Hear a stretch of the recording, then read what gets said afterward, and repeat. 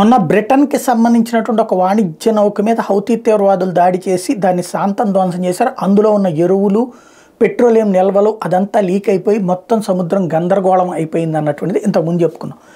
దానికి ప్రతీకారంగా Britain, America, మిగతా 6 దేశాలు కలిసి పెద్ద ఎత్తున యెమెన్లోని హౌతీల మీద దాడులు చేశారు. వణికిపోయారు హౌతీలు అన్నటువంటిది కూడా చెప్పుకున్నాం. ఇప్పుడు దాని మీద వచ్చినటువంటి కోపంతో అమెరికాకే సంబంధించినటువంటి నౌకని ధ్వంసం చేసి ప్రతీకారం తీర్చుకున్నారు హౌతీలు.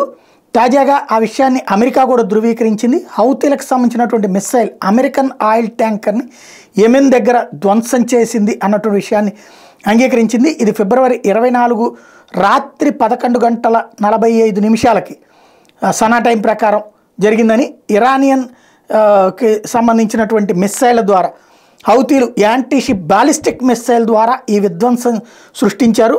ఎంవి టార్న్ థోర్ అమెరికా జెండానే ఉన్నటువంటి వాణిజ్య నౌక, పెట్రోలియము, కెమికల్స్ ఇవన్నీ తీసుకెళ్తున్నటువంటి నౌక గల్ఫ్ ఆఫ్ ఏడెన్ దగ్గర విధ్వంసానికి గురైంది.